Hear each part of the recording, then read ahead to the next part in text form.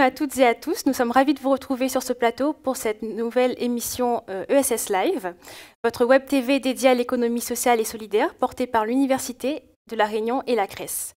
Aujourd'hui, l'émission s'intitule « Les ASER, achats socialement et écologiquement responsables, défis de coopération territoriale ». Alors Frédéric, pourquoi ce sujet ? Merci Eva. Alors pourquoi ce sujet ? Ce sujet des achats socialement et écologiquement responsables est important à double titre. D'une part sur un plan historique et réglementaire et d'autre part sur un plan économique.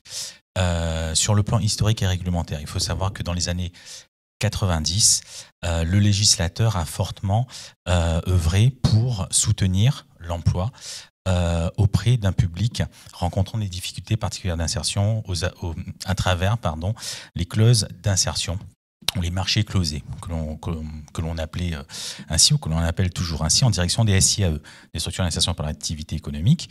Le législateur également en 2014 à travers la loi de l'ESS du 31 juillet 2014 a aussi donc impulsé le soutien de l'accès à la commande publique à travers des marchés réservés qu'il a créés en direction de l'ESS, des SIAE ou des structures adaptées au travail.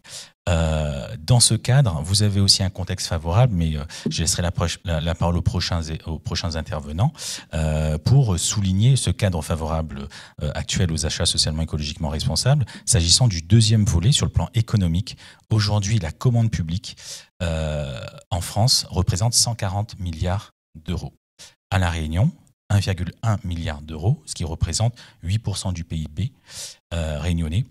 Et ce qui souligne en fait le caractère véritablement attractif et de levier économique que représente la commande publique pour tous les acteurs sociaux et économiques de l'île et notamment pour les associations et les entreprises de l'ESS. Ce sont pour ces motifs qu'avec l'Université de La Réunion et la CRES, nous avons choisi d'intituler et de dédier cette émission aux achats socialement écologiquement responsables et d'une manière générale également à la commande publique. Merci Frédéric. Nous allons pouvoir aller plus loin sur le sujet des ASER au cours de cette émission, notamment grâce à la sélection d'invités et d'experts que nous avons sélectionnés pour vous aujourd'hui. Sans plus attendre, je vous propose de commencer par la première séquence dédiée à la définition des ASER et aux enjeux pour les structures de l'ESS. Jingle.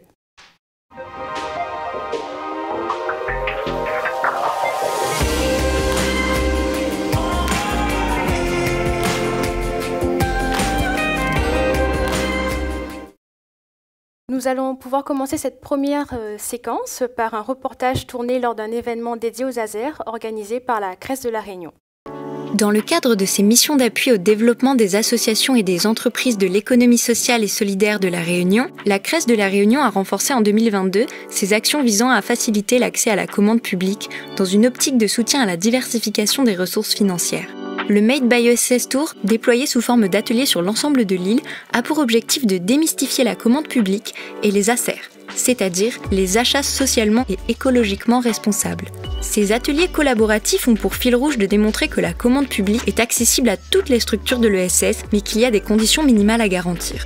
Ainsi, les établissements participants ont pu identifier les prestations et produits qui peuvent répondre aux besoins des acheteurs publics, bénéficier de précisions sur les différents modes de passation de marché, comprendre la méthodologie et les clés pour mieux se positionner sur la commande publique. Des exemples concrets et les retours d'expérience ont aussi été appréciés par les participants aux profils variés, certains membres de l'ESS et d'autres collectivités territoriales.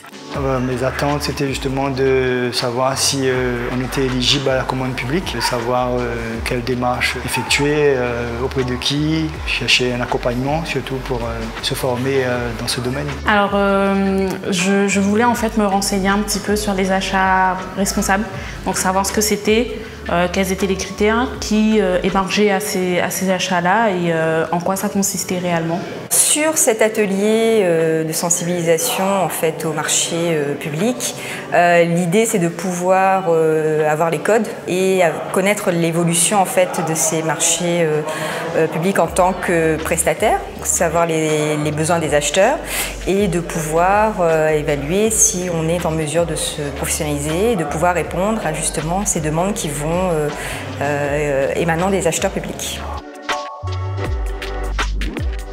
Déjà, je sais que Je vais trouver un référent à la CRES pour trouver des marchés, justement voir quelles sont les caractéristiques de notre activité pour répondre à ces besoins-là. Donc maintenant, je sais ce que c'est qu'un achat responsable. C'est quelque chose qui sera obligatoire dans quelques années. Connaître à l'avance ce que l'État, ce que l'Europe et ce que tous les organismes vont mettre en place dans quelques années va nous permettre d'anticiper et de pouvoir répondre au mieux aux exigences qui seront appliquées. On arrive souvent avec des besoins, en fait, des questions, et là c'est assez cadré, donc ça permet aussi de pouvoir dire les évolutions qui vont arriver et de nous former ou d'être prêts à ce moment-là à répondre aux besoins des organismes publics. Et voilà donc un exemple d'action organisée sur le territoire visant à rendre les marchés publics plus accessibles aux structures de l'ESS. Pour en savoir plus sur les ASER, nous recevons en visioconférence M. Fabrice Combet, responsable de développement économique et expert en matière d'ASER au sein d'ESS France. M. Combet, bonjour et merci d'avoir répondu présent à notre invitation. Bonjour, merci de l'invitation. Alors expert, on va mettre des guillemets à expert, hein, mais en tout cas merci de l'invitation. Avant de nous définir plus précisément ce que sont les ASER et la démarche impulsée par ESS France, pourriez-vous très brièvement nous présenter la Chambre française de l'ESS ?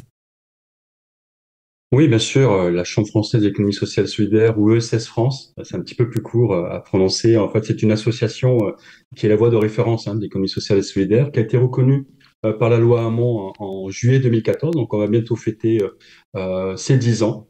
Et ESS France représente et porte les intérêts des entreprises et organisations de l'ESS. Alors, les organisations nationales qui représentent les différentes formes statutaires que sont les associations, les coopératives, les mutuelles, les fondations, et puis nouvellement, depuis la mise en place de la loi ESS, les sociétés commerciales de l'ESS. Et comme toute association, ESS France est composée de membres, et notamment des chambres régionales d'économie sociale qui incarnent ESS France dans les territoires, notamment en Outre-mer, mais aussi toute autre personne morale de type fédération ou réseau de niveau national. Les achats socialement et écologiquement responsables, l'acronyme ASER, qui est assez lourd, mais qui a aussi du sens, et je reviendrai après dessus. En fait, il s'agit d'une composante des achats responsables qui est encadrée par une certification ISO 20400. C'est-à-dire qu'au travers de ces achats, une structure, qu'elle soit publique ou privée, qui se procure un bien ou un service, cherche à maximiser son impact social ou à limiter ses effets environnementaux négatifs, et en ayant recours, bien évidemment, aux structures de l'économie sociale et solidaire. Quand on parle de structures de l'économie sociale et solidaire, il me semble important de préciser qu'on ne parle pas que de l'inclusion.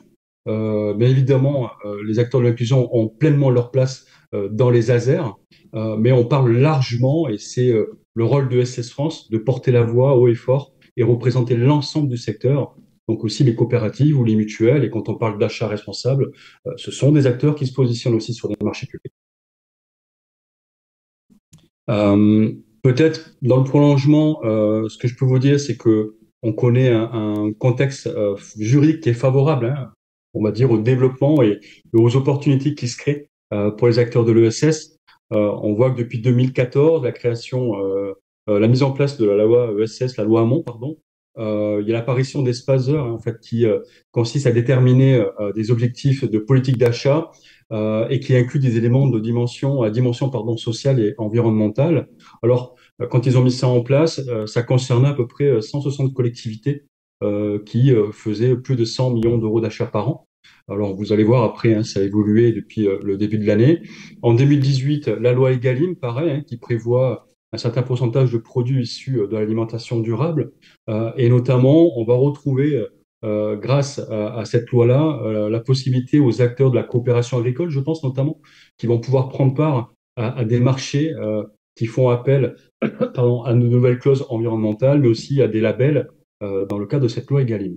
2021, nous avons la loi climat et résilience qui est issue des travaux de la Convention citoyenne pour le climat et dont l'objectif est vraiment d'accélérer la transition écologique dans tous les domaines de notre quotidien, et on sait que les acteurs de l'ESS sont présents dans l'ensemble des secteurs d'activité. La loi AGEC en 2021, donc, qui incite les acheteurs à acquérir certains produits issus du réemploi, de la réutilisation, mais aussi incluant des matières recyclées, et notamment, on a de plus en plus de sollicitations d'acteurs qui souhaitent s'approvisionner en ordinateurs recyclés pour éviter justement d'utiliser du matériel neuf. À partir de 2022, on a eu le PNAD. Alors, il existait déjà auparavant, mais depuis 2022, ils se sont fixés des objectifs relativement ambitieux jusqu'en 2025, et notamment, alors, le PNAD, qu'est-ce que c'est, hein? Peut-être une petite précision, c'est une feuille de route, hein, qui permet de voir à long terme et de tenir les engagements, et notamment en faveur d'une politique d'achat durable. Et là, ce qui est intéressant, c'est que comme objectif fixé, c'est que d'ici 2025, 30% des marchés intègrent une clause sociale et 100% au moins une clause environnementale. Donc c'est plutôt une feuille de route ambitieuse. Et pour clôturer ce contexte, on va dire juridique, mais il y en a d'autres bien évidemment, dispositions qui permettent aux acteurs d'accéder à la commande publique. On a le SPASER 2, qui en fait, on a le seuil d'achat de la commande publique est passé de 100 millions à 50 millions d'euros d'achat, ce qui permet d'élargir le cercle des organisations publiques qui sont concernées par le sujet des achats, et la mise en place justement d'un SPASER. Donc le SPASER, j'ai peut-être oublié de le dire, mais c'est le schéma de promotion des achats socialement et écologiquement responsables. Donc, vous comprenez bien aussi la stratégie d'utiliser le terme ASER dans notre communication. Donc, la définition des ASER, l'utilisation des ASER, quand on a mis en place la semaine thématique des ASER, c'est pas qu'on aimait cet acronyme-là, mais on savait qu'on allait sur le terrain de nos cibles, que sont les organisations publiques, notamment, et qui sont, on va dire, habituées à entendre ce terme, qui sont engagées dans des dynamiques de SPASER.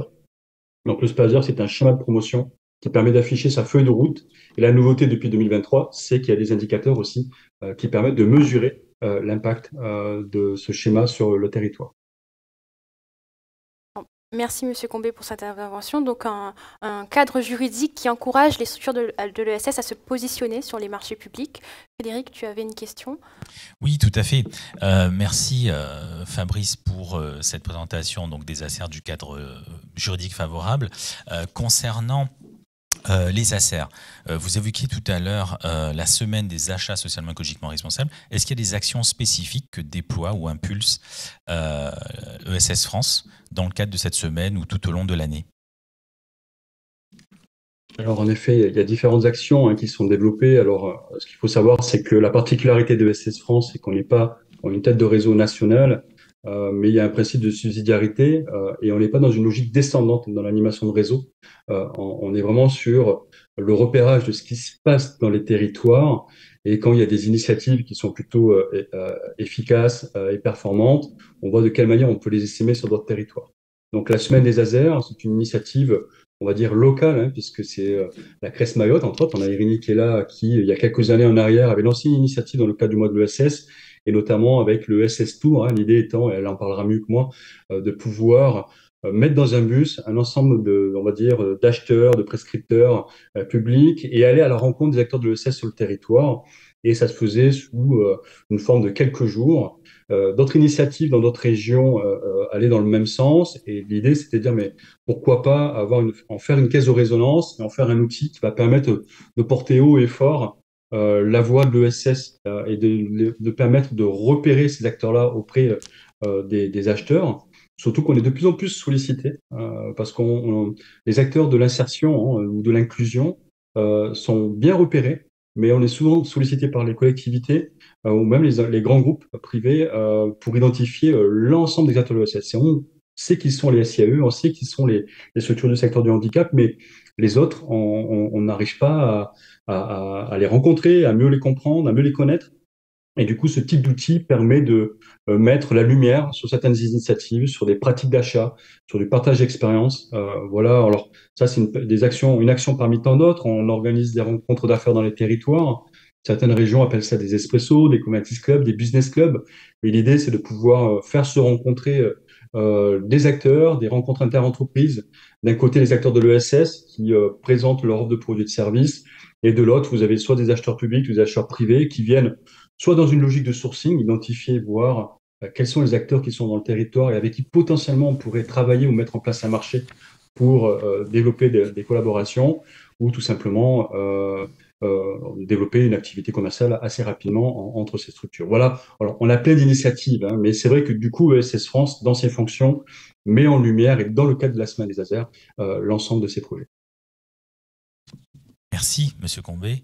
Fabrice, revenons de nouveau sur le PNAD, sur le plan national des achats durables et aux différentes réglementations en vigueur que vous citiez tout à l'heure. En quoi les CRES qui représentent et fédèrent les établissements de l'ESS en région, comme vous l'avez dit, peuvent jouer un rôle ou un effet levier pour atteindre ces objectifs du PNAD, c'est-à-dire les grandes ambitions portées par l'État. Les CRES et les organisations de l'ESS, concrètement, peuvent-elles apporter une plus-value à l'ensemble de cette politique nationale, de cette feuille de route nationale? Oui, en effet, elles le peuvent. Pourquoi? Parce qu'on parle de plan national, mais pour qu'il y ait un plan national, il se passe des choses dans les territoires. Et c'est ce qui se passe dans les territoires qui construit une feuille de route nationale. Donc oui, et là, les capacités des CRES, leur capacité, c'est de réussir à réunir l'ensemble des acteurs, des parties prenantes, quand on parle du sujet des achats responsables, notamment les acteurs publics, mais aussi privés. Et je crois que la grande force des CRES, c'est de pouvoir réunir l'ensemble des acteurs autour d'une table. L'idée étant de pouvoir faciliter l'interconnaissance, mais aussi de provoquer des coopérations. Donc oui, il y a une vraie place pour les CRES et un vrai intérêt à ce qu'elles puissent se mobiliser et à s'impliquer dans les différentes instances qui tournent autour des achats responsables. Et moi, j'invite vraiment, en tout cas, les autres réseaux, hein, des régions qui sont peut-être pas forcément adhérentes à des CRES, mais de se rapprocher des CRES pour pouvoir participer à des groupes de travail et voir de quelle manière elles peuvent ensemble positionner, promouvoir la place des acteurs de l'ESS sur la place des marchés, j'ai envie de dire. Et aujourd'hui, dans le cadre d'une On a commande... aussi des CRES qui... Pardon. Allez-y, je vous en prie. Pardon. Oui, oui. Dans le prolongement, Frédéric, ce qu'on peut dire aussi, c'est que vous avez des CRES qui aujourd'hui organisent des programmes d'accompagnement. On va dire que il y a un besoin qui est exprimé de plus en plus par les collectivités. Je le disais tout à l'heure, elles cherchent à connaître, à comprendre. On a un contexte favorable, mais quelque part qui impose de travailler avec les acteurs de l'ESS de plus en plus. Et pour autant, on n'arrive pas à les identifier. Donc, on a de plus en plus de chambres régionales qui, avec l'aide d'autres réseaux de leur territoire, organisent des groupes de travail et créent des consortiums d'acteurs. C'est-à-dire ensemble, ils proposent une offre d'accompagnement mutualisé. L'idée, c'est de savoir qui fait quoi sur le territoire et en fonction du besoin de l'acheteur, qu'il soit du public ou du privé, sont en capacité, de pouvoir apporter des réponses. Ça peut être de l'accompagnement, de la sensibilisation à la formation des acheteurs, mais aussi de la montée en compétences côté des entreprises qui ne savent pas comment faire pour répondre, comment s'y prendre pour répondre à un marché, ou comment même aller les chercher, comment faire de la veille, ou même voir comment réussir à se regrouper pour répondre à un marché ensemble, parce que seul, je ne peux pas y arriver. Donc oui, les CRES peuvent vraiment monter et prendre plus de place, elles le font déjà, elles peuvent encore en prendre plus. Et justement, dans le cadre de cette feuille de route, nous, régulièrement, on a des points avec justement les instances publiques pour leur dire quels sont les dispositifs, quels sont les programmes, quelles sont les actions que les CRES, et notamment les acteurs de l'ESS, de manière générale, mènent ou développent pour les porter à connaissance et faciliter. On va dire qu'on a un petit peu ce rôle de facilitateur de mise en relation, de mise en relation ou de compréhension de l'écosystème de l'ESS dans le territoire. Merci. Et aujourd'hui, dans le cadre d'une commande publique responsable, quel rôle peuvent jouer les CRES ?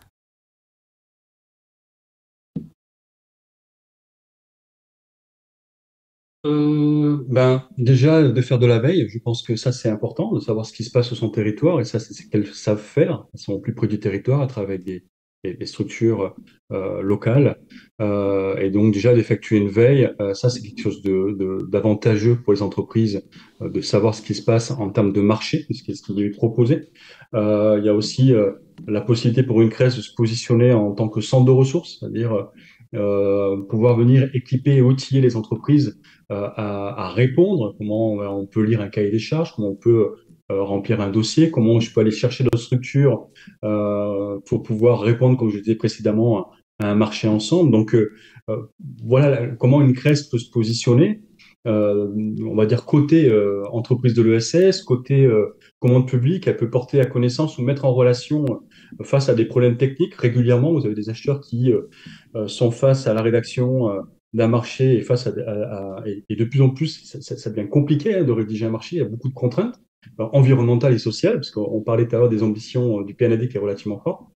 Il faut savoir que les acheteurs n'ont pas réponse à tout. Et des fois, ils ont besoin juste d'être accompagnés ou juste d'être orientés. Et là, la CRES est en capacité d'orienter, une CRES est en capacité d'orienter un acheteur ou une collectivité vers des réseaux de l'ESS qui sont, par exemple, spécialisés dans la mise en place de clauses sociales, voire environnementales, dans le cadre de la mise en place d'un marché. Donc voilà, ça c'est le rôle que la CRES peut avoir dans le cadre de la commande publique, pour reprendre le terme de tout à l'heure, avoir cette casquette de facilitatrice de mise en relation, centre de ressources. Voilà ce que je peux suggérer de la position et la place de la CRES au sein de la commande publique. Merci Fabrice. Alors, c'est vrai que vous avez exposé notamment de manière plus précise le type de partenariat ou de soutien sur le niveau micro, voilà, qui peuvent être développés sur l'ensemble des territoires de l'Hexagone et ultramarins. Il me semble également qu'il existe des niveaux de partenariat mezzo et macro, donc qui ont été impulsés sur le territoire, qui peuvent être inspirants, notamment pour l'île de la Réunion, comme pour d'autres départements de France et de Navarre. Est-ce que vous pourriez nous en parler? Oui, alors je vais essayer d'être assez court, mais on a plusieurs projets. On a la CRES Nouvelle-Aquitaine, par exemple, qui a mis en place un programme d'accompagnement, comme programme régional d'accompagnement aux achats socialement et écologiquement responsables, donc ils appellent ça le PRASER. Et là, justement, dans les logiques que je vous ai présentées juste avant, ce sont un consortium d'acteurs de l'ESS dont fait partie la CRES et qui est un petit peu la chef de file de ce consortium, qui va accompagner les acheteurs publics, que ce soit à l'échelle d'une collectivité.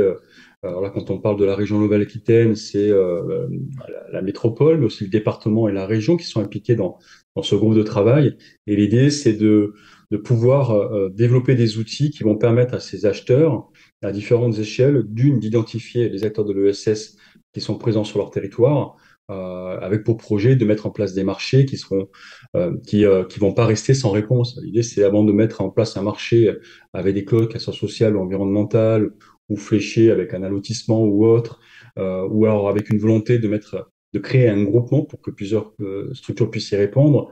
Avant de se lancer dans la rédaction d'un tel cahier des charges, il est quand même important de savoir si en face, il y a quand même des structures qui sont en capacité de répondre. Sinon, ça va rester infructueux. Donc, il y a tout ce travail d'accompagnement, de sensibilisation, de formation, d'acculturation à l'ESS. Et puis, après, dans ce parcours, il y a aussi des temps de rencontre, d'échange entre les différentes parties prenantes. Et puis, il y a aussi un temps de sourcing au travers de rencontres, qu'ils appellent les espressos. Et l'idée, c'est de faire se rencontrer les acheteurs avec les entreprises de l'ESS pour aller un petit peu plus loin. Parce que quand on fait du sourcing, on a un certain niveau d'information, mais on n'a pas tout. On se rend compte que c'est dans les échanges verbaux, dans la discussion, dans les dialogues, qu'on arrive à affiner la compréhension et de l'activité de la structure. Parce qu'on peut pas tout dire dans une fiche, on peut pas tout mettre dans un site internet. Et souvent, c'est dans l'échange verbal qu'on arrive à avoir un petit peu plus de précision. Donc, ces rencontres, elles sont nécessaires pour que les acheteurs puissent avoir une bonne compréhension de l'écosystème de l'ESS local. Merci. Merci, Monsieur Combet, pour ces éclairages et merci d'avoir répondu présent aujourd'hui. Sur le plateau, nous accueillons également Monsieur Frédéric Annette, président de la CRES de la Réunion. Monsieur Annette, bonjour. Bonjour. Le HCCP, le Haut Commissariat à la commande publique, a été relancé en 2019 à La Réunion sous l'impulsion de l'État. Le HCCP, je cite, est une instance d'intelligence collective et de concertation territoriale dont l'objectif est de pérenniser une commande publique responsable et durable et d'en maximiser les retombées économiques et sociales au profit de l'écosystème. Partant de là, quel lien faut-il faire entre la déclinaison du HCCP et les ASER ? Alors, il y a plusieurs approches quand même pour bien cerner et répondre à votre question. Fabrice Combet le disait tout à l'heure, il y a une évolution de l'environnement. Donc on sait que les considérations environnementales vont être, je dirais, concernées quasiment l'ensemble des marchés en 2025. Et les considérations sociales vont aussi, pour 30% des marchés, vont être intégrées déjà sur les marchés publics. La deuxième chose, c'est que ce sont deux concepts qui sont différents mais liés. les ACR, on est à la fois sur une stratégie d'achat durable et responsable dans le cadre de la commande publique, et c'est aussi une prise en compte dans le processus qui comprend en fait à la fois des aspects économiques, sociaux et environnementaux. Le HCCP, lui, il veille au respect et à la transparence des procédures du marché public, à la fois avec cette dimension transparente et équitable. Et dans ce processus, c'est vrai que les ACR représentent en fait un véritable levier. Et l'idée, c'est de faire en sorte que les règles de la commande publique peuvent intégrer ces dimensions d'achat socialement, écologiquement responsable. Donc c'est un moyen aussi qui peut être pris et un levier qui peut être utilisé par le HCCP afin de promouvoir justement ces achats publics durables et responsables et qui tiennent compte bien sûr de ces aspects sociaux et environnementaux. Et justement, est-ce que la CRES participe aux actions du HCCP et si oui, pour quelles raisons? Alors, la CRES participe à cette instance depuis sa création. Elle a été associée dans le comité plénier qui regroupe un certain nombre d'acteurs publics, privés, des donneurs d'ordre, des chambres consulaires, des organisations professionnelles et syndicales. Donc il y en a 189 recensés sur le territoire. Et c'est vrai que tout l'enjeu pour l'économie sociale et solidaire, c'est de défendre une position de diversification et d'hybridation des ressources. Donc c'est un véritable levier d'action, la commande publique aujourd'hui pour l'économie sociale et solidaire. Fabrice Combet l'a rappelé. Et c'est vrai que les CRES nationales, les exemples ont été soulignés, et d'outre-mer, se positionnent de plus en plus parce que c'est un véritable enjeu de développement et surtout de pérennisation des activités et des emplois. Donc je rappelle qu'à La Réunion, c'est 8% des établissements employeurs, l'économie sociale et solidaire, 1890 établissements, 15% de l'emploi privé régional, plus de 24 000 salariés, et qu'il y a de véritables enjeux à ce qu'on réfléchisse justement à diversifier les ressources des entreprises de l'ESS. Merci. Également présent sur le plateau avec nous aujourd'hui, Jérôme Gardaudy. Bonjour et bon retour sur ce plateau. Bonjour, merci pour votre invitation. Quel est le regard de la recherche sur le sujet? Alors, avant de répondre à votre question sur le regard que pourrait porter la recherche sur ce sujet, j'aimerais vous partager le regard que je porte sur l'organisation de cette émission. Et souligner que pour la première fois, du coup, cette émission est co-présentée par la Chambre régionale d'économie sociale et solidaire. Et du coup, cela caractérise et matérialise la coopération originelle que nous souhaitions donner à cette dynamique lorsque nous avions, à l'université et à la CRES, pensé à la construction de cette Web TV ESS Live qui nous permet de co-construire ensemble avec les acteurs du territoire de la connaissance et de la diffuser sur un nouveau canal. Donc, j'ai l'habitude de dire que l'université n'a pas le monopole de la compétence et de la connaissance, qu'elle doit se co-construire dans ce type d'espace. Donc, merci de vous investir autant et merci de prendre le relais. Et comme je disais, ça caractérise parfaitement notre collaboration. En ce qui concerne le regard que peut porter la recherche sur la thématique d'aujourd'hui, j'aimerais peut-être proposer une petite synthèse, voire même prendre un peu plus de hauteur, parce qu'on est vraiment rentré un peu dans le vif du sujet sur une approche beaucoup plus technique, beaucoup plus également réglementaire, avec aussi le positionnement stratégique et opérationnel des CRES sur les différents territoires. Mais finalement, de quoi parle-t-on? On parle d'entreprises publiques ou de structures publiques ou de structures privées qui, à travers une dynamique d'achat socialement et écologiquement responsable, achètent des biens et des services tout en refondant leur relation avec les fournisseurs afin du coup de générer de l'impact sociétal, social, environnemental sur le territoire. Et pour ce faire, ils vont s'adresser à un certain nombre d'entreprises, dont les entreprises de l'économie sociale et solidaire. Il faut le rappeler, la loi de 2014 est une loi inclusive qui permet du coup aux entreprises de l'économie sociale et solidaire, comme toute autre entreprise, d'émarger un certain nombre de dispositifs. Et par conséquent, eh bien, on est véritablement sur des thématiques de développement local et de développement territorial. On a tous subi ces dernières années une série de crises, quelle que soit la nature de la crise. Certaines sont encore malheureusement d'actualité, et nous avons tous, toutes et tous, aspiré eh bien, à un avenir meilleur, à un modèle de développement socio-économique beaucoup plus juste, beaucoup plus responsable, beaucoup plus transparent et beaucoup plus équitable.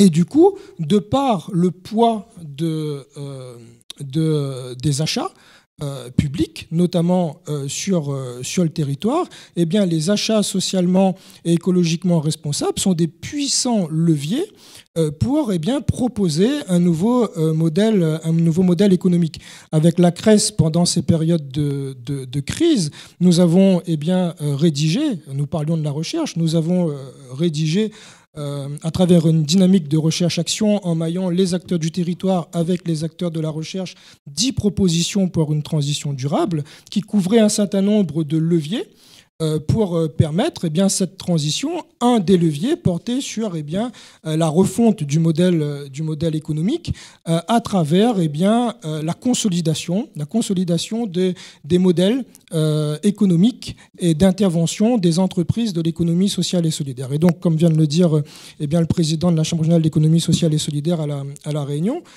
ces achats socialement et écologiquement responsables permettent, au-delà eh bien, de développer le territoire de manière beaucoup plus saine et beaucoup plus sereine, aussi de consolider les modèles économiques des entreprises de l'économie sociale et solidaire et développement territorial beaucoup plus sain et consolidation du modèle économique des entreprises de l'économie sociale et solidaire.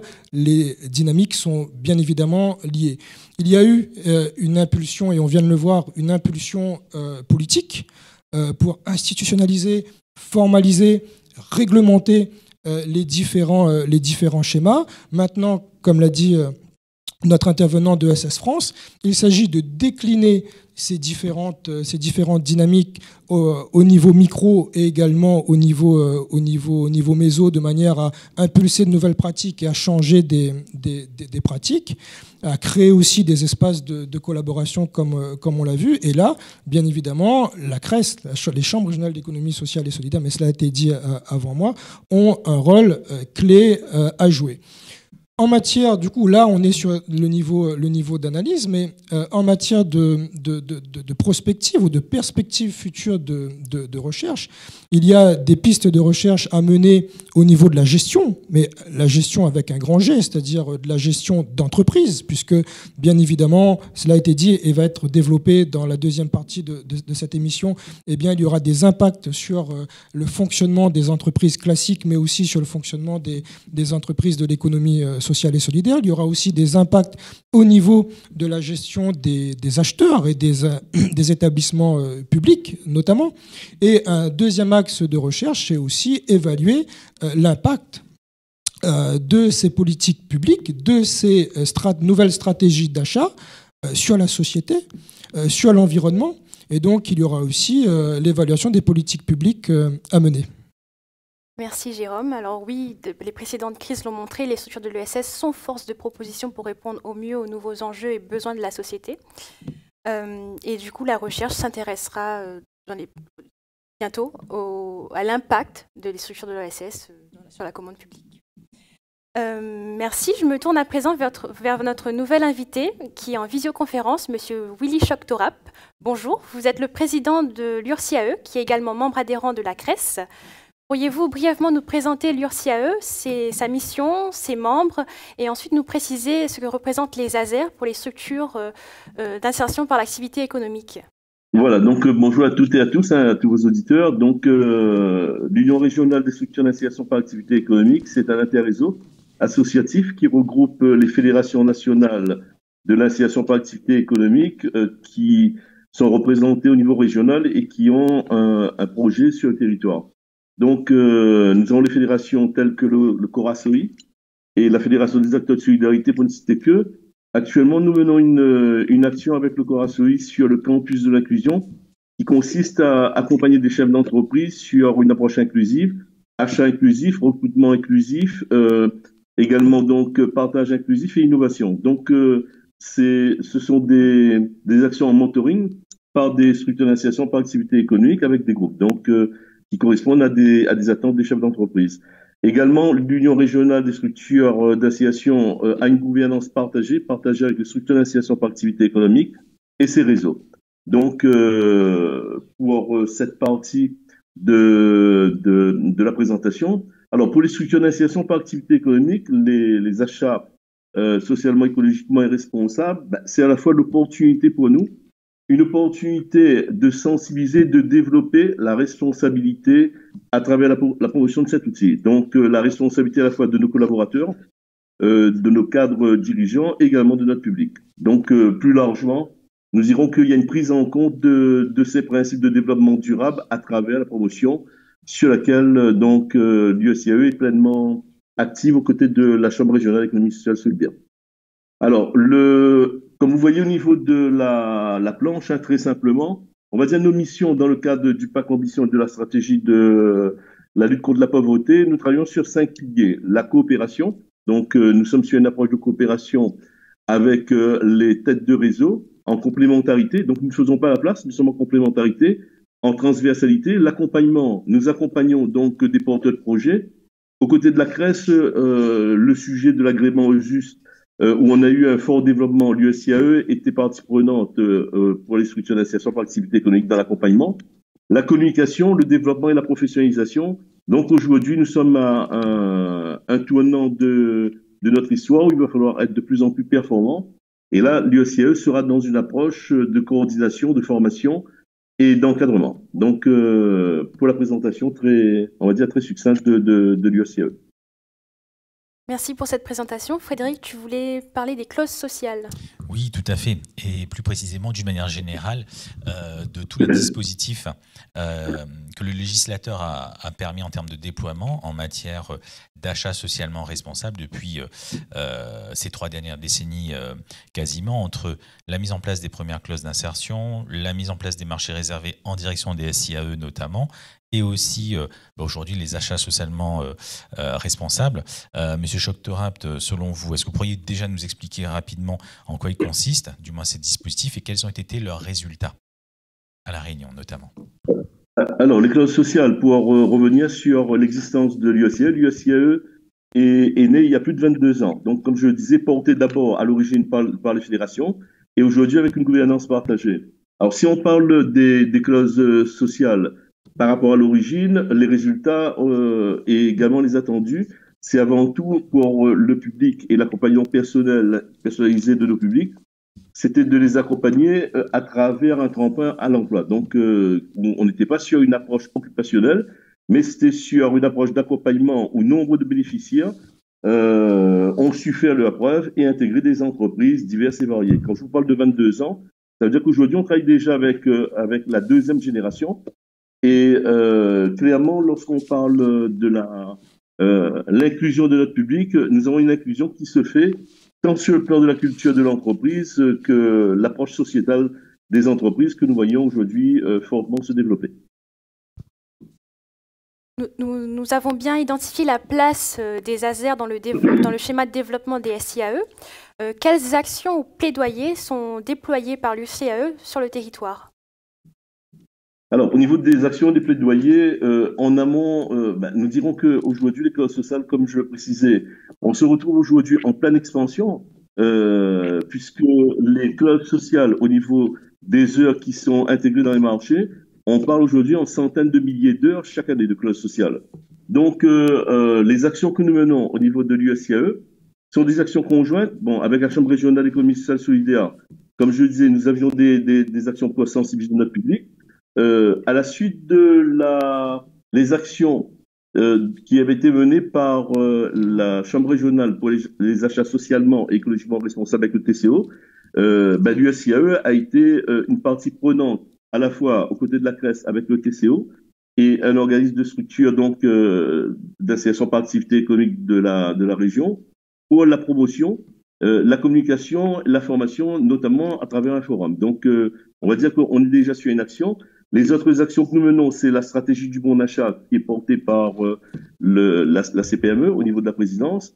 Et au niveau de la haute commande publique, nous travaillons étroitement avec la Maison de l'Emploi du Nord pour justement le développement des clauses, mais surtout sa bonne application. Donc, concernant les plaidoyers, les actions, nous sommes fortement, on va dire, engagés dans notre quotidien au bénéfice à la fois de nos partenaires, fédérations, réseaux, et également donc des structures qui sont concernées. Et pour conclure, l'accès à la commande publique des SIAE à travers les ASER sont ou seraient générateurs de quels leviers, de quels impacts, et selon vous, quelles sont les actions à entreprendre localement? Alors, pour optimiser les effets de levier des ASER, nous avons aujourd'hui au niveau des structures d'insertion par activité économique de nombreux défis à relever, notamment dans les années à venir. Les structures d'insertion d'activité économique rencontrent les mêmes problématiques que les autres entreprises de l'économie sociale et solidaire, également bien sûr du secteur dit classique. Et le positionnement sur les marchés publics et privés, l'évaluation de l'impact social, le développement d'une démarche qualité, recherche de financement public et privé, les spécificités que nous avons et qui consistent à remettre le public à l'emploi, doit être reconnu et valorisé dans les politiques publiques d'insertion. Et là, c'est un objectif pour l'USIE. Et là, nous ne pourrons pas le faire seuls.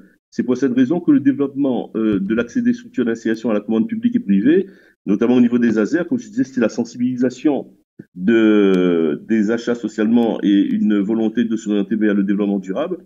En fait, l'objectif pour nous, ça va être en levier, le renforcement du partenariat avec les entreprises, une approche pour entrer dans une démarche qualité, et enfin, donc, pour conclure, on va dire évaluer et valoriser notre utilité sociale, ça, ce qui sera justement notre priorité, et sur lequel, en amont, je disais qu'on devait être performant. Pour un impact significatif pour les ASER, ce que nous avons à entreprendre, ce sont des actions conjointes avec l'ensemble des acteurs de l'insertion de l'ESS et de l'économie, sans pour autant que chacun perde son identité, mais également, comme je le citais tout récemment lors du comité régional d'inclusion dans l'emploi en préfecture, c'est qu'il faut que nous arrivions à avancer ensemble en alliance complémentaire et en valeur partagée. Donc voilà pour conclure, si vous voulez, sur ce que nous pouvons justement attendre et donc tout ce qui pourrait être générateur des clauses sociales. Merci Monsieur Choctora pour ce retour terrain très enrichissant et qui porte les valeurs de l'ESS, donc le collectif, et pour ces actions, des exemples d'actions à engager localement. Merci. Alors, Frédéric Annette, je me tourne à nouveau vers vous. Monsieur Combet a, il y a quelques minutes, souligné l'importance des ASER sur le plan national et sa déclinaison sur certains territoires. À La Réunion, vous l'avez vous-même souligné, la diversification des ressources des établissements de l'ESS est un enjeu important pour garantir d'une part la viabilité de leur activité et des emplois. Et on se rend compte que le positionnement sur les ASER peut fortement y contribuer. Alors oui, effectivement. Aujourd'hui, en fait, la CRES de La Réunion s'est emparée du sujet depuis à peu près 2018, où on a commencé à mener un certain nombre d'actions de sensibilisation, de mobilisation. Et c'est vrai que si on est là et on parle du sujet aujourd'hui, c'est que la demande est toujours plus forte. Et c'est la raison pour laquelle on a aujourd'hui recensé plus d'une dizaine d'actions où plus de 170 personnes ont été mobilisées à travers différents temps forts. Et la demande est croissante. Donc on essaie au mieux de répondre à la demande et ces actions de sensibilisation telles que ce ESS Live est une réponse déjà. Merci, Monsieur Annette, pour ces précisions sur les actions qui ont pu être déployées concernant notamment les ASER. Alors, on a parlé des ASER d'une manière générale, de la première composante des achats socialement responsables, mais il y a un deuxième volet qui concerne les achats écologiquement responsables. Et dans ce cadre, un dispositif a été impulsé par, il me semble, le ministère de la Transition écologique, qui s'appelle le guichet vert. Madame Cyrielle Lana, vous êtes chargée de mission achat environnementalement responsable en charge du guichet vert pour la Maison de l'Emploi du Nord, qui porte ce dispositif. Est-ce que vous pourriez nous l'expliquer, nous préciser aussi comment est-ce qu'il s'articule, notamment avec les dispositifs existants, et comment est-ce qu'il pourrait également s'articuler avec d'autres dans l'avenir? Le guichet vert, c'est un service de conseil environnemental à l'attention de acheteurs soumis à la commande publique pour réaliser juste des achats environnementalement responsables. Il est proposé dans le cadre du PNAD, donc on en a déjà parlé, le plan national des achats durables 2022-2025, afin d'accompagner les acheteurs dans l'intégration des considérations environnementales dans leur marché. Et donc aussi de répondre à l'objectif qu'on a déjà évoqué tout à l'heure, qui est un objectif ambitieux mais nécessaire, de 100% des marchés notifiés en 2025 qui intègrent une considération, au moins une considération environnementale. Tout ça pour aller en fait répondre aux obligations réglementaires qui seront imposées par la loi Climat et Résilience d'ici août 2026, avec voilà, toutes ces obligations dans les critères et clauses des marchés publics. Sachant qu'à l'heure actuelle, les chiffres qui nous sont remontés par l'Observatoire économique de la commande publique font état en fait, d'un recensement de 12% des marchés en fait, réunionnais qui intégraient des considérations environnementales en 2021. Et les chiffres au niveau national donc, sont un tout petit peu plus hauts, mais pas vraiment. Ils font état de 18,7% des marchés qui intégraient une considération environnementale. Donc il y a encore du chemin à faire pour atteindre cet objectif. Et donc pour cela, ce dispositif a été créé, donc qui s'appelle le guichet vert. Il est porté par les réseaux de la commande publique durable. Pour le cas de la Réunion, donc c'est la Maison de l'Emploi du Nord qui tient ce dispositif depuis le 1er avril 2023. Donc c'est tout récent. Les autres guichets verts, donc au total maintenant nous sommes 11 guichets verts constitués. Les autres sont apparus plutôt fin 2022 ou début 2023. Donc c'est encore un service récent qui a vocation et qui doit se faire connaître au maximum auprès des acheteurs soumis au code de la commande publique. Ce dispositif, donc faut savoir qu'il est accessible gratuitement, étant donné qu'il est financé par le Commissariat général au développement durable, qui est une direction portée par le ministère de la Transition écologique et de la cohésion des territoires. Donc concrètement, en fait, ce service de conseil vous permet en fait d'avoir un conseil précis sur un achat en particulier, une question particulière, ou alors sur des notions généralistes sur l'achat environnementalement responsable. Donc ça peut très bien être voilà, comment puis-je intégrer dans mon marché une considération environnementale, sachant que là on est sur un marché de travaux publics pour un aménagement de voirie. Donc à ce moment-là, en fait, on va intégrer justement, on va aller vers des réflexions pour pouvoir amener l'acheteur à intégrer ces considérations environnementales plus facilement. On va également délivrer des informations sur la réglementation. Bien sûr, on s'appuie sur tout l'arsenal législatif qui est existant, dont on a évoqué tout à l'heure. On va revenir sur la loi AGEC, la loi EGalim, la loi Climat et Résilience, la loi RIN pour le numérique, la loi LOM pour la mobilité et bien d'autres. Tout ça aussi pour apporter à l'acheteur qui nous sollicite des exemples de bonnes pratiques, pour en fait lui faciliter vraiment l'intégration de toutes ces considérations dans le marché qu'il est en train de réaliser, pour l'aider réellement à déflorer un petit peu le sujet, parce que l'idée étant, on le constate, d'aider les acheteurs qui ont déjà beaucoup de sujets à intégrer dans leur marché. Donc c'est vraiment de leur faciliter la tâche avec ces nouvelles obligations qui viennent se rajouter à leur métier. Ces sollicitations, en fait, elles se font après elles peuvent se faire sur toutes les familles d'achat, que ce soit dans le bâtiment, l'habillement, le numérique. Donc c'est vraiment très large. On peut être sollicité sur tout type de questions et sur toutes les thématiques qui portent sur l'environnement. Ça va être la préservation de la biodiversité, l'éco-conception, l'économie circulaire. On va être vraiment sur des sujets très larges, et qui justement intègre plein de dispositions spécifiques. Le guichet vert propose aussi, au-delà du conseil, donc le conseil minute là, que je viens de présenter, un appui opérationnel dans l'aide à la rédaction des SPASER, donc les schémas de promotion des achats socialement et écologiquement responsables qu'on a largement évoqué tout à l'heure. C'est une aide en fait pour les collectivités, les acheteurs qui sont concernés par cette obligation. Donc on va aider justement à la réalisation du diagnostic portant sur les achats pour voir les différentes priorités à mettre et à inscrire dans cette stratégie. Une aide aussi dans la définition et la rédaction des axes directeurs qui seront inscrits dans cette feuille de route des achats durables. Une aide à la définition des indicateurs qui viennent se renforcer et qui devront être publiés. Donc c'est instauré par la loi Climat Résilience qui a renforcé vraiment cet axe-là. Et bien sûr, étant donné que c'est une feuille de route, une aide à la définition des modes de gouvernance et de pilotage pour l'organisation de cette stratégie en termes d'achat durable. Au-delà de ces aspects-là, le guichet vert travaille aussi avec le tissu local en fait, pour intégrer les spécificités réunionnaises pour aller vers une commande publique plus durable et plus verte.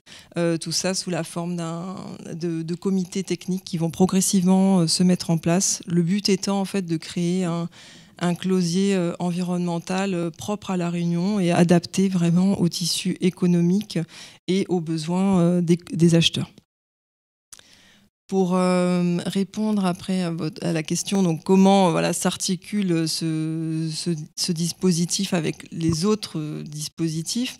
Donc c'est un nouveau dispositif qui n'est pas isolé en fait, mais il est bien complémentaire à ceux qui étaient déjà existants, notamment avec les outils qui sont déjà proposés par l'ADEME notamment, ou encore au niveau local. En fait, il y a beaucoup d'initiatives justement qui sont présentes et qui nécessitent d'être mises en lumière auprès des acheteurs. Je pense notamment à la plateforme Renalim en fait, qui met à disposition des acheteurs le recensement des offres de production alimentaire réunionnais, qui est portée par l'ADIR, ou encore la CER-BTP qui propose aussi des guides donc plus spécifiques sur le domaine du BTP avec la gestion des déchets et qui propose même des clauses environnementales sur ce sujet, ou même Calitropique qui travaille actuellement sur les matériaux biosourcés destinés aux bâtiments. Donc le guichet vert, il s'inscrit vraiment dans un écosystème qui est déjà existant et qui a déjà beaucoup de choses à proposer. Il fait aussi le lien avec les facilitateurs sociaux, parce qu'on en a parlé, hein, les ASER, ça intègre à la fois la partie sociale et environnementale. Donc les facilitateurs sociaux nous proposent aussi, nous remontent en fait via les marchés qu'ils traitent. Ils nous proposent ces marchés pour voir si on peut intégrer des clauses environnementales et vice-versa. Donc en plus de cela, le guichet vert, il vient compléter les outils qui étaient déjà proposés, tels que la plateforme des achats durables, la communauté qui est proposée sous Rapide. Et donc il permet vraiment de faire le lien entre tous ces outils qui sont existants, tous ces dispositifs, et de les proposer, de les présenter en tout cas aux différents acheteurs soumis au Code de la commande publique qui nous solliciteraient. Et pour nous solliciter, d'ailleurs, la question est importante. Donc c'est très simple en fait. Pour ça, en fait, il suffit de vous rendre sur notre plateforme qui est dédiée, guichetvert.re, pour vous permettre de nous poser tout type de questions. Donc pour cela, vous remplissez en fait un formulaire très simple d'accès, juste pour pouvoir vous identifier de quel type d'établissement vous relevez, quelle est votre question, sur quelle famille d'achat vous avez une sollicitation à faire. Tout ça pour nous permettre après de traiter votre demande très rapidement, à savoir que généralement, pour une réponse complète, le délai est fixé à 10 jours maximum, selon la question, parce qu'il y a des questions qui sont plus ou moins techniques et qui vont demander à aller rechercher beaucoup d'informations, d'autres qui sont très faciles, et avec le retour des autres guichets verts, on a beaucoup de ressources maintenant sur les sollicitations. Donc c'est très simple, en tout cas vous pouvez, pour tous ceux qui sont concernés par le dispositif, nous solliciter à tout moment sur les questions des achats environnementalement responsables. Merci. On ne manquera pas également de diffuser vos coordonnées et également le site accessible sur nos réseaux. Et on rappelle également que ce service est gratuit. Bien sûr. Voilà. Merci. Merci beaucoup. Frédéric Annette, dans le cadre des ASER, quel a été le niveau d'intervention de la CRES de La Réunion? Alors, la CRES de La Réunion est intervenue depuis 2018 sur ce sujet et c'est vrai que ça fait plusieurs années qu'on est confronté à une demande croissante concernant les différentes demandes de sensibilisation, d'appui, d'accompagnement, comme ça a été évoqué en tout début d'émission. Il y a une dizaine d'actions qui ont été mises en place à travers ce que vous voyez, des espaces collaboratifs, des webinaires, des actions de formation, des ateliers, avec un certain nombre de partenaires qui sont aussi intervenus en amont et qui permettent justement de rassembler à la fois des acteurs de l'économie sociale et solidaire. Donc c'est vrai qu'on avait les différentes familles qui étaient présentes, des associations aussi non employeuses qui aussi s'intéressent de plus en plus, et c'est un vrai sujet sur le tissu associatif, puisque le rapport à l'économique aussi est un enjeu sur lequel nous allons débattre aussi avec les réseaux. Les acteurs publics qui ont besoin aussi de repérer, de mieux appréhender les acteurs de l'économie sociale et solidaire sur le territoire, leur offre, leurs services et puis leur expertise dans leur métier, dans leur domaine. Et puis avec les acteurs privés aussi. Donc il y a un lien aussi à faire avec les acteurs privés classiques, puisque en fait l'économie sociale arrive et commence à se positionner. Il y a des interrogations de part et d'autre, il y a des synergies aussi à créer. Donc les actions de sensibilisation, les actions spécifiques qui ont été menées se renforcent, et je dirais le ESS Live d'aujourd'hui est aussi dans le fil droit de cette sollicitation terrain qui augmente. Merci Monsieur Annette pour ce descriptif. Madame Lana tout à l'heure précisait donc le dispositif du guichet vert d'une manière générale sur le plan national, mais plus précisément à La Réunion. Est-ce qu'il existe aussi, on va dire, une offre spécifique dédiée, on va dire, à la prise en charge et à l'appui des achats socialement responsables? Alors, comme Madame Lana le disait tout à l'heure, c'est une offre, le guichet vert, sur de l'information qui touche, je dirais, à l'information sur la réglementation, sur les bonnes pratiques, sur les technologies propres. Et c'est vrai que sur l'économie sociale et solidaire, il y a une offre d'accompagnement spécifique qui doit être construite. Donc, on a commencé à travailler sur le sujet. Et c'est vrai que nous avons commencé à poser un vrai sujet avec nos partenaires, notamment États européens, sur une offre d'accompagnement spécifique qui permettrait, je dirais, de renforcer pour les prochaines années toute une stratégie d'accompagnement des acteurs de l'ESS, en tenant compte bien sûr de leur gouvernance, de leur modèle et de leur métier, mais aussi de la montée en compétences nécessaire de ces acteurs. On parle beaucoup d'ASER, mais est-ce que d'autres marchés sont accessibles à l'ESS? Alors aujourd'hui, pour faire simple, toute la commande publique est accessible à l'économie sociale et solidaire, qu'elle inclut ou pas les ASER. Comme vous le voyez à l'écran, l'économie sociale et solidaire peut se positionner sur tous les marchés.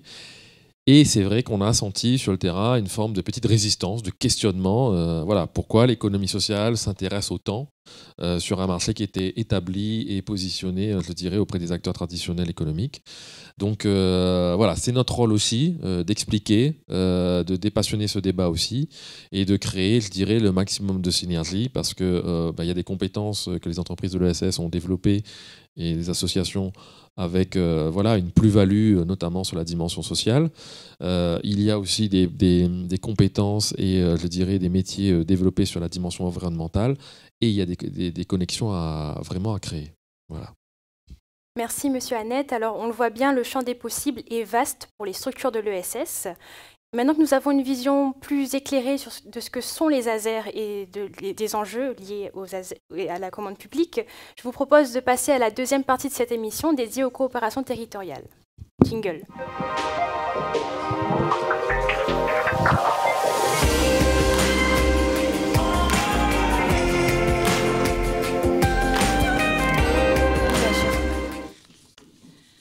Alors, pour commencer cette deuxième séquence, nous allons illustrer les formes de coopération possibles avec un reportage sur une structure de l'ESS Pays, Biotope Grand Anse.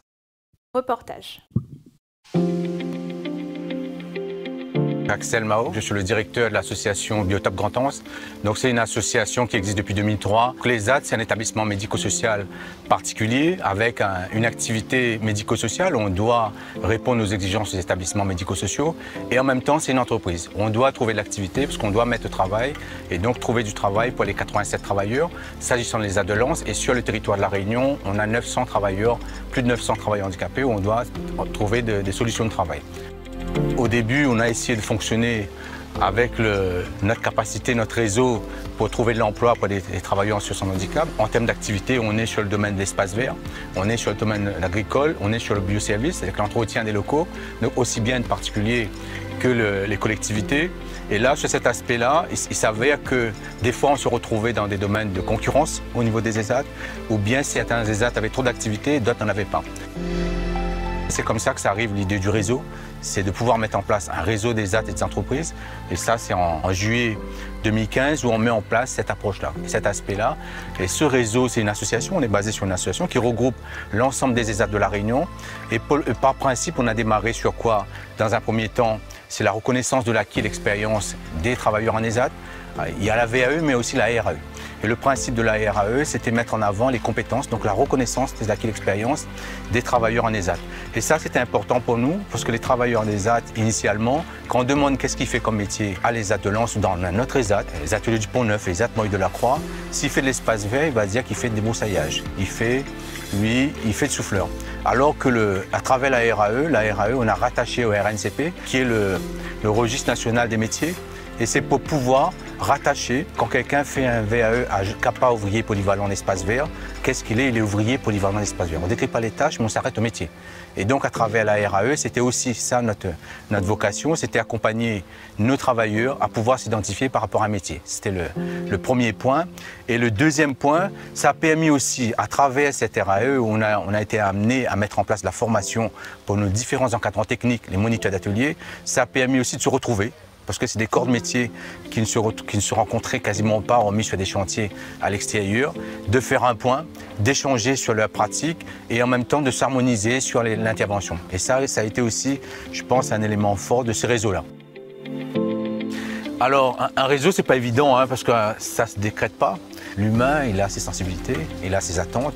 Et il fallait aussi créer ce climat de confiance entre les différents gestionnaires des ESAT, les directions, les présidents, pour expliquer le sens de notre action et aussi accepter de partager. Ça, c'est aussi un élément qui était important parce que celui qui a déjà son lobbying, qui a son réseau, quel est l'intérêt pour lui de venir autour de la table et de se mettre en réseau alors qu'il s'en sort bien, alors que d'autres sont en difficulté, donc c'est aussi ça. Et donc il fallait quand même un peu de pédagogie pour expliquer l'enjeu du réseau. Le fait d'être en réseau, on se présente 900 travailleurs ESAT. Et là, ça représente différemment. Et puis, c'est au-delà du nombre, c'est au niveau régional. On couvre la Réunion. On est en mesure d'intervenir en coopération et répondre sur un marché public d'un gros volume. Et ça, c'était aussi ça, expliquer les autres pour lever les freins. De dire, si moi je m'en sors, pourquoi je viens avec vous? Et puis si j'ai aujourd'hui une autre contrainte, si quelqu'un avait déjà un marché et que quelqu'un d'autre vient en concurrence sur le marché, parce que certains c'est des marchés publics qui sont lancés, et on peut se retrouver en situation de concurrence. Et le fait de se mettre en réseau, c'est aussi se mettre en harmonisation, se mettre en accord. Et il n'y a pas, dans un domaine de l'économie sociale, on n'a pas à se marcher sur les pieds.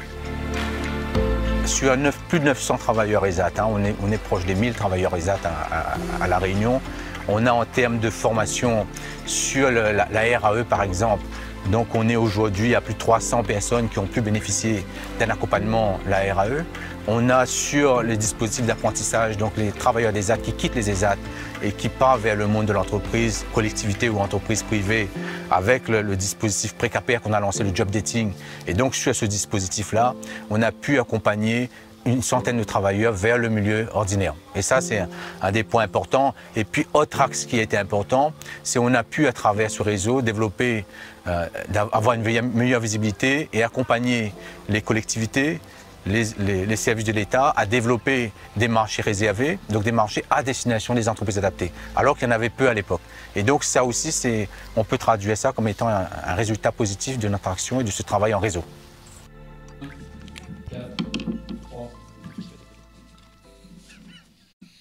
Un grand merci à Biotop Grand-Anse pour ce très beau reportage qui nous permet d'introduire cette deuxième séquence consacrée aux coopérations territoriales pour les structures de l'ESS.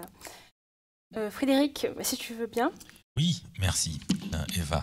La question sera adressée à Monsieur Annette. Donc Monsieur Mao, membre du réseau RIR, qui regroupe les ESAT, les établissements ou services d'aide par le travail, a mis en évidence, on va dire, les étapes pour pouvoir créer et fonder ce réseau, ce groupement des aides sur le territoire, visant à répondre, à s'organiser pour répondre à la commande publique, mais pas que. Nous sommes sur cette séquence, comme le disait Eva, coopération, et on pourrait la raccrocher à l'adage « seul on va plus vite et ensemble on va plus loin ».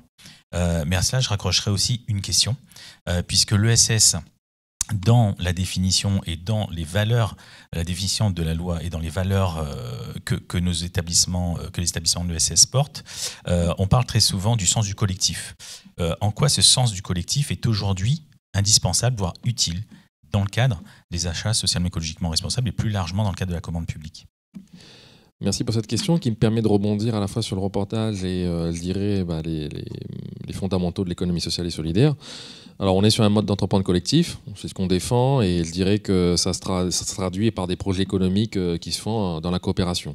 Donc, pour créer ce fameux réseau, ça traduit aussi la volonté, et ça a été souligné, un certain nombre de défis actuelle, et cette réponse se fait à la fois à travers je dirais des enjeux forts de société, que ce soit sur l'environnement, que ce soit sur la lutte contre la pauvreté, que ce soit sur l'exclusion sociale. Donc voilà, c'est ce qui motive aussi nos acteurs, c'est cette finalité sociale, et le moyen d'agir, c'est le collectif. Alors pour y répondre, forcément, ça nous oblige à travailler en synergie, en collaboration. Je disais que les collaborations pouvaient être à la fois entre les acteurs de l'économie sociale, mais peuvent être aussi avec les acteurs, comme je le disais, traditionnels ou les acteurs publics. Merci. Vous évoquiez les démarches de coopération entre ESS et secteur marchand classique. Y a-t-il une nécessité de renforcer les synergies intra-ESS ? Alors oui, il y a nécessité de renforcer, je dirais, les deux aujourd'hui, mais déjà en termes intra-ESS, je dirais qu'on a des outils, des dispositifs et des approches qui favorisent la coopération. Je pense notamment au pôle territorial de coopération économique, voilà, qui sont des outils qui commencent à vraiment émerger sur le territoire et qui permettent de combiner à la fois les ressources et les activités d'acteurs publics, privés et des acteurs privés de l'économie sociale et privés de l'économie traditionnelle. On a aussi des coopératives d'activité et d'emploi où on voit que certains commencent à répondre à des marchés publics parce qu'ils arrivent à combiner des compétences en interne des entrepreneurs salariés et pouvoir répondre grâce à la force de la coopération. Et on a aussi un focus qui peut être fait aussi sur les compétences nécessaires à la fois pour répondre et recruter des ressources pour prospecter sur des marchés, mais aussi pour pouvoir y répondre, notamment à travers les groupements d'employeurs qui permettent justement de mutualiser notamment des compétences et se partager entre acteurs de l'économie sociale et solidaire. Donc ça, c'est sur la collaboration intra. Et c'est vrai que l'idée, c'est d'obtenir bien sûr un certain nombre d'avantages quand on commence à collaborer, notamment sur des tarifs avantageux lorsqu'on négocie. Ça peut être aussi sur la réduction des coûts, ça peut être aussi sur les fournisseurs aussi qui cherchent à développer des pratiques responsables. Donc il y a des enjeux forts là-dessus. Et après, du côté collaboration externe, on l'a vu déjà par le passé, que ce soit sur la route des Tamarins ou sur l'ANRU, il y a aussi des synergies qui se créent, et l'économie sociale et solidaire a vraiment toute sa place à créer des synergies avec les acteurs publics, les acteurs privés. Juste un petit, dans le cadre du travail qu'on est en train de mener, je le citais tout à l'heure, le positionnement de la CRES sur un projet européen. Donc nous, on l'a appelé Atelier Made by ESS. Donc l'idée, c'est qu'on est en train de travailler, et je fais un petit clin d'œil à Willy Schoktorap, qui a évoqué le sujet tout à l'heure. Il y a une édition spéciale sur les structures d'insertion par l'activité économique qui sera organisée le 13 juillet. Donc, je donne rendez-vous à ceux qui sont intéressés par la question, de suivre nos réseaux sociaux pour les dates, les lieux et l'heure. Et donc voilà, une date à retenir si vous souhaitez aller plus loin, donc le 13 juillet. Jérôme, selon vous, quel est le point de vue de la recherche sur ces synergies justement à renforcer sur le territoire ? Oui, merci pour cette question très importante. Encore une fois, avant d'y répondre, j'aimerais faire un lien avec ce que j'ai pu dire dans la précédente séquence. Je vous disais que la mise en place de cette nouvelle stratégie d'achat socialement responsable et écologiquement responsable impacte à plusieurs niveaux. Les organisations et les établissements sur le territoire. Il y a plusieurs acteurs. Il y a tout d'abord les acheteurs. Du coup, là aussi, il y a un certain nombre de pratiques qu'il s'agira de changer. C'est un changement de paradigme, c'est presque une révolution. Il s'agit de passer du mieux-disant économique au mieux-disant écologique, voire au mieux-disant social, voire sociétal. Ensuite, eh bien, à partir de là, il y aura un changement de pratique très technique en termes d'expertise juridique ou réglementaire, parce qu'il s'agira de changer un certain nombre d'outils, un certain nombre de process. Il s'agira aussi, eh bien, dans les collectivités territoriales, de créer de la coopération, on y reviendra, mais créer de la coopération, de la collaboration entre différents services, impliquer peut-être de plus en plus dans certaines collectivités territoriales les services économie sociale et solidaire, les services ESS, à la rédaction et à la mise en place de ces nouveaux outils. Donc, on voit très bien qu'il y a un accompagnement en matière de gestion aussi et de stratégie au niveau des acheteurs. En face, au niveau eh bien, des fournisseurs, de ceux qui vont offrir des biens et des services, notamment au sein des entreprises de l'économie sociale et solidaire, en matière de gestion et d'organisation, il s'agira aussi d'accompagner le changement des pratiques, et cela peut se faire via de la formation très courte, puisqu'il y a une temporalité qui est aussi très, très, très courte à ce sujet-là. Et on a évoqué un certain nombre de changements. Il s'agira de faire du sourcing. Will disait tout à l'heure, il s'agira aussi d'intégrer peut-être une dimension marketing social.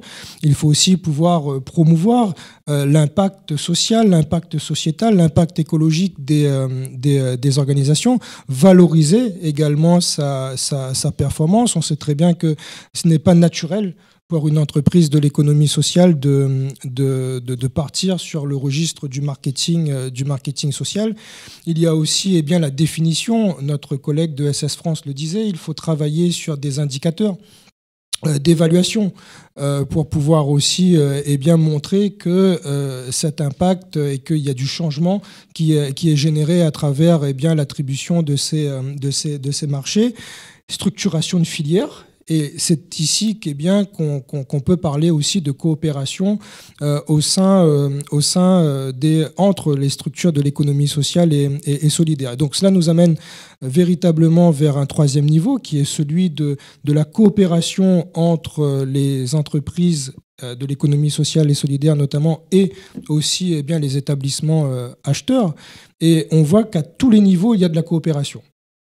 Et pour répondre de manière précise à votre question, il y a énormément de choses à dire sur la logique de la coopération, notamment en économie sociale et solidaire, parce que cela peut être travaillé à différents niveaux, notamment au niveau micro, sur la gouvernance, comment se coordonne-t-on pour prendre des décisions, quels sont les outils qu'on peut générer pour du coup prendre des décisions au sein des entreprises. Mais ici, je vais plutôt focaliser mon propos sur la coordination de la proximité.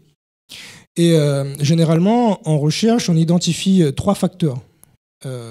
Du coup, pour parler de coopération et de la coordination, le premier facteur, c'est le facteur géographique.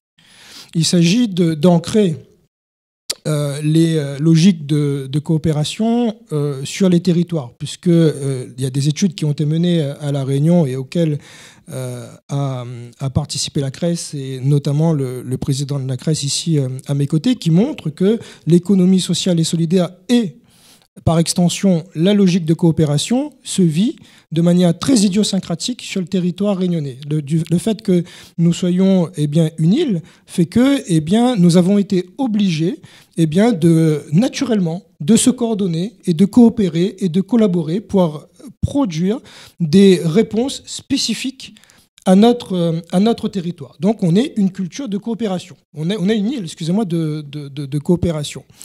Et du coup, par conséquent, quand on s'intéresse à la dimension géographique, on peut se dire que, eh bien, plus on a des acteurs qui vont être dans une logique de proximité physique, et mieux cela va du coup promouvoir et favoriser la coopération. Donc d'où l'intérêt, comme nous l'avons dit jusqu'ici, de créer des sortes de clusters autour de ces logiques de physique, autour de ces logiques d'achat socialement et écologiquement responsables, de manière à ce qu'on puisse créer cette proximité physique. Et plus les gens vont se côtoyer, vont interagir, et mieux cela sera pour développer une nouvelle organisation et développer de nouveaux projets innovants.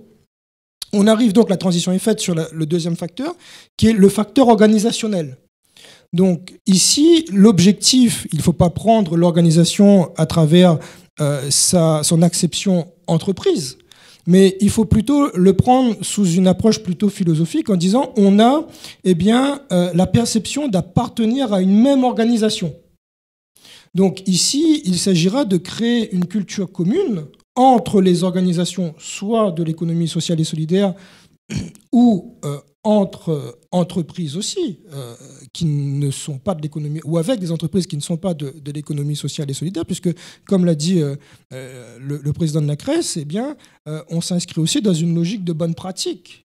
C'est-à-dire l'économie sociale et solidaire, originellement et naturellement, de par son objet social, développe un certain nombre de bonnes pratiques de transparence, de gouvernance. Je ne dis pas que les autres entreprises n'ont pas ces critères-là, on n'adopte pas ces critères-là, mais c'est vrai qu'il y a un certain nombre de bonnes pratiques qui sont générées au sein des entreprises de l'économie sociale et solidaire, qui peuvent être des locomotives dans le cadre de ces achats socialement responsables. Et il y a aussi des perspectives de transmission, de partage avec les autres entreprises. Mais pour revenir du coup à cette logique organisationnelle, c'est plus les entreprises vont se côtoyer et plus ils auront, elles auront plutôt cette sensation d'appartenir à une même organisation à travers du coup l'objectif du changement d'échelle des achats socialement responsables. Et troisième niveau, c'est le niveau institutionnel. C'est-à-dire, c'est la proximité institutionnelle. Alors ça signifie quoi? C'est connecté à la dimension organisationnelle. C'est-à-dire, c'est lorsque, dans le cadre de l'organisation, on arrive à développer un certain nombre de cultures communes, de règles communes, de normes communes et une confiance mutuelle.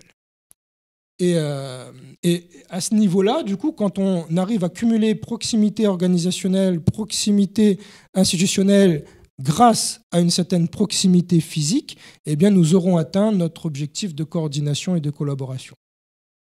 Merci Jérôme pour ce retour et d'avoir identifié les facteurs de réussite en matière d'ASER. Nous accueillons également, pour poursuivre sur ce sujet des coopérations territoriales, nous accueillons Madame Arvani Topoulou, responsable achat socialement responsable de la CRES de Mayotte. Irini, bonjour. Bonjour. Alors, M. Combet d'ESS France a exposé le rôle des CRES dans le cadre des ASER, voire plus largement dans une commande publique plus responsable. La CRES de Mayotte a impulsé une démarche singulière en la matière qui a été plébiscitée par la Commission européenne en 2022. Pourriez-vous nous la présenter et nous dire en quoi elle a révélé un caractère innovant? D'accord. Donc, bonjour, moi c'est Irini, je travaille à la CRES de Mayotte. Je vous fais juste une présentation très brève de la CRES de Mayotte. Donc, nous sommes une CREMS comme la CRES de La Réunion. Et en fait, nous avons plusieurs dispositifs. Donc, nous avons un dispositif qui s'appelle Atelier Made in ESS qui fait de l'accompagnement. Nous avons le fameux dispositif achat socialement responsable qui était notre premier dispositif. Et en fait, nous, quand on a été créé, en fait, on a voulu avoir des résultats tout de suite. Parce que l'accompagnement, parfois, ça prend du temps, en fait, pour montrer ces résultats. Et à l'époque, déjà, il y avait un vide sur les territoires. sachant que le territoire de Mayotte, il est très singulier. En fait, déjà à 15 ans, il a dû mettre en place 3 actes de décentralisation, devenir collectivité territoriale, département, région ultrapériphérique européenne, tout ça en 15 ans. Donc, il y a tout un travail à rattraper pour arriver au niveau métropolitain. Et tout en parallèle, il devait gérer beaucoup, enfin, il gère toujours beaucoup, il doit gérer un tissu socio-économique très fragile, avec le plus grand taux de chômage d'Europe, 34%, une population qui a 61% moins de 25 ans, 77% de la population vit sous le seuil de pauvreté, avec un taux d'illettrisme qui dépasse les 58%. Donc, il y a toute cette population qui est en difficulté. Il y a tout ce travail de rattrapage avec la commande publique qui représente 50% du modèle économique local. Et en fait, à l'époque, quand on a été créé, on s'est dit, il faut se servir de la commande publique pour accompagner en fait cette population qui cherche un emploi, de s'insérer professionnellement. Donc, on a fait quelque chose qui était une banalité en métropole, les clos sociales, les ASER en gros. Donc, c'était quelque chose qui ne se faisait pas à Mayotte, où ça se faisait, mais il n'y avait pas de suivi. Donc, ça n'avait pas de sens. Donc, l'objectif, c'est de mettre en place les clos sociales avec un accompagnement de A à Z par le biais des facilitateurs de clos sociales. Donc, quelque chose qui était un peu banal à l'époque en métropole, c'était toute une innovation à Mayotte parce que ça ne se faisait pas et le besoin était criant. Donc, on a fait ça depuis janvier 2017, le premier dispositif de la CRES de Mayotte. Donc, depuis, on a à ce jour 2 facilitateurs qui ont fait un travail remarquable. Nous avons inséré des clauses dans 283 marchés publics, ce qui a généré plus de 883 000 heures d'insertion. Et nous avons inséré 210 personnes grâce à... Voilà, très bien, c'est encore plus représentatif.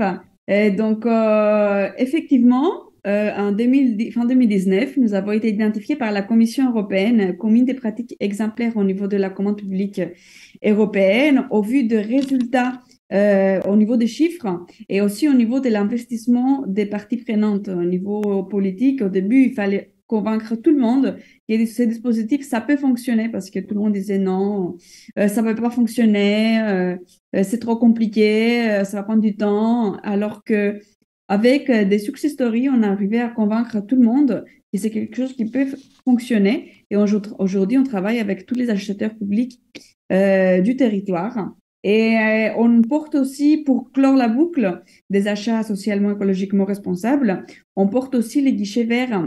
Donc, un petit clin d'œil à Cyrielle qui l'a présenté tout à l'heure. Donc, depuis le 1er avril, comme elle, on porte également le guichet vert pour apporter des conseils sur tout ce qui est considération environnementale.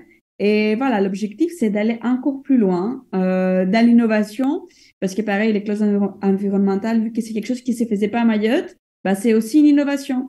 Et là, sur le volet social où on est un peu plus en avance, on va essayer d'aller encore plus loin, augmenter les taux d'insertion, faire plus de marchés réservés. Voilà. Donc, c'est en ça que nous considérons que ce dispositif est innovant pour Mayotte. De manière plus précise et concernant les ASER, toujours, quels conseils apportez-vous au pouvoir adjudicateur et aux possibles soumissionnaires pour des ASER réussis et qui bénéficieraient également à notre écosystème local? Donc, le premier conseil que j'apporterai, c'est de ne pas voir les considérations sociales, environnementales comme une contrainte, comme une obligation. On entend du PNAD d'ici 2025 que ça sera obligatoire. En fait, les achats socialement écologiquement responsables, c'est un levier de développement économique. Il faut que les acheteurs publics se rendent compte que grâce à leur commande publique, ils peuvent développer en fait leur territoire. Parce qu'en faisant le choix selon la façon qu'ils vont rédiger leur marché, ils peuvent favoriser intelligemment les structures de leur territoire, créer des emplois locaux non délocalisables, donc, et de respecter leur propre environnement. Donc, c'est le premier conseil que je donnerais. Après, par la suite, c'est de faire des choses sur mesure pour leur territoire. Donc, il faut maîtriser les besoins du territoire, identifier, les calibrer, et par la suite, identifier l'offre de services et de produits qui existent sur le territoire pour les faire matcher. Et pour ça, quoi de mieux que de se baser sur des têtes de réseau comme, je prêche pour ma paroisse, la CRES. Donc, à La Réunion, c'est la même chose. Sur le volet ESS, ça a été notre plus grande force, en fait, de maîtriser le tissu ESS local. Et c'est comme ça qu'on avait une proximité avec les structures de l'IAE, notamment, de l'insertion par l'activité économique et de l'ESS, et aussi avec les acheteurs publics. Aujourd'hui, on travaille avec tous les acheteurs publics du territoire. Donc, Fabrice, tout à l'heure, il a parlé de notre IAE Tour, où on a mis tous les acheteurs publics dans un bus et on s'est arrêté dans des stops qu'on a imaginés ensemble avec les structures d'insertion pour montrer tous les biens et services qu'ils proposent. Comme ça, les acheteurs publics, ils voient, et comme ça leur donne envie de collaborer par la suite avec ces structures et de voir, en faisant ces marchés publics, où va aller l'argent. Donc, un dernier conseil, c'est d'oublier que le préjugé, que l'ESS, c'est du social, d'avoir peur que l'ESS et les petites structures vont pas être aussi efficaces que les grands groupes. Il faut pas oublier que, par exemple, derrière l'entreprise de l'ESS, il y a le mot entreprise. Donc, même les petites structures locales, elles fonctionnent comme les grands groupes, elles ont les mêmes obligations. Donc, le service il sera tout aussi efficace, mais c'est juste que l'argent va en bénéficier sur la sphère locale. Donc, pareil pour l'environnement. Souvent, on se dit que oui, si j'ai choisi telle offre écologique, ça sera de moindre qualité. Alors que non, parce qu'il y a des critères à respecter, des cahiers des charges. Donc, c'est juste essayer une première fois, et je suis sûre que par la suite, ils seront pas déçus. Merci Irini pour cette intervention très complète qui nous permet de mieux visualiser les coopérations territoriales possibles. Cette intervention va conclure cette deuxième séquence. Nous allons passer à la troisième et dernière séquence avec la Minute Expert. Jingle.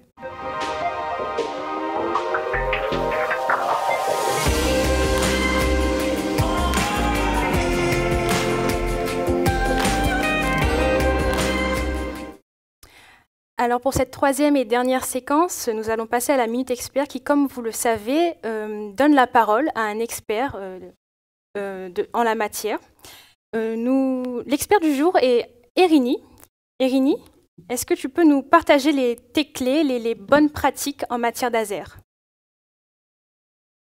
Donc, les bonnes pratiques en matière d'ASER, je dirais, c'est de connaître les besoins des acheteurs publics déjà, et de connaître aussi l'offre de services qui est proposée par le tissu de l'ESS pour par la suite les faire travailler ensemble.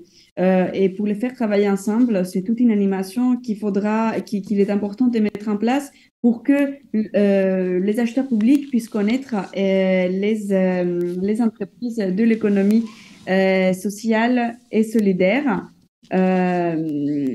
Voilà.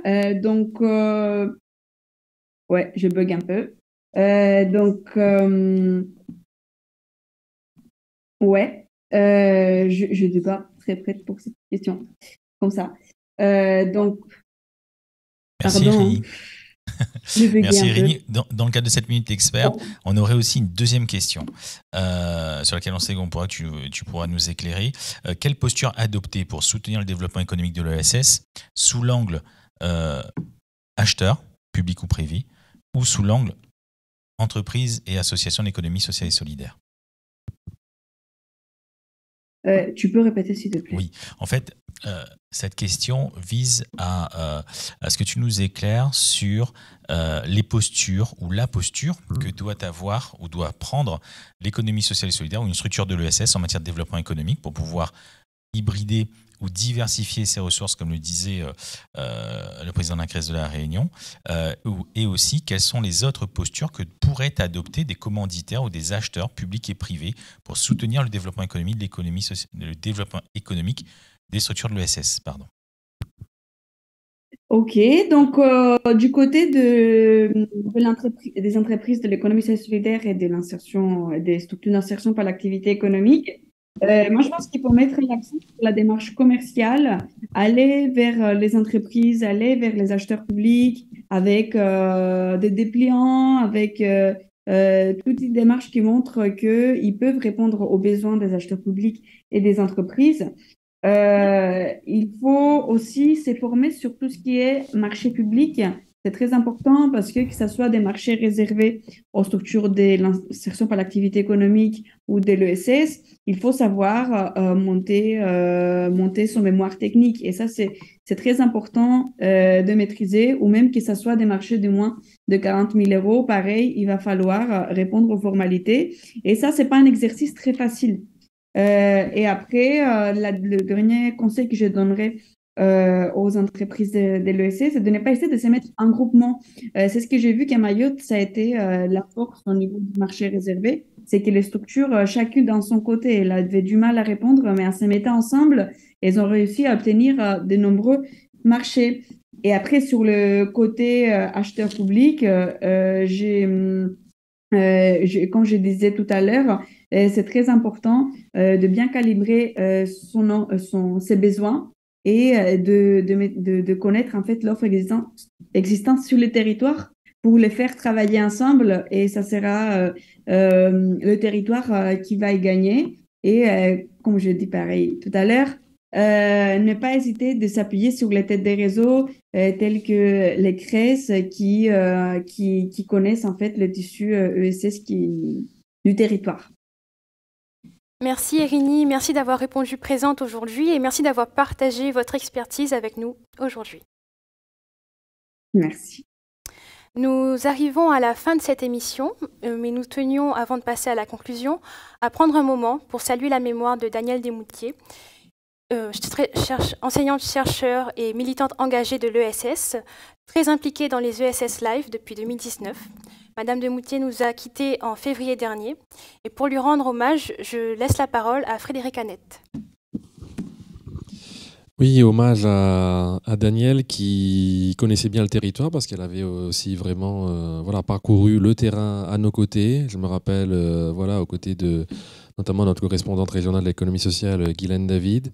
Beaucoup de partenaires aussi. On a travaillé sur l'innovation, on a travaillé sur les PTCE, on a travaillé aussi sur un certain nombre de sujets qui sont liés au développement du territoire.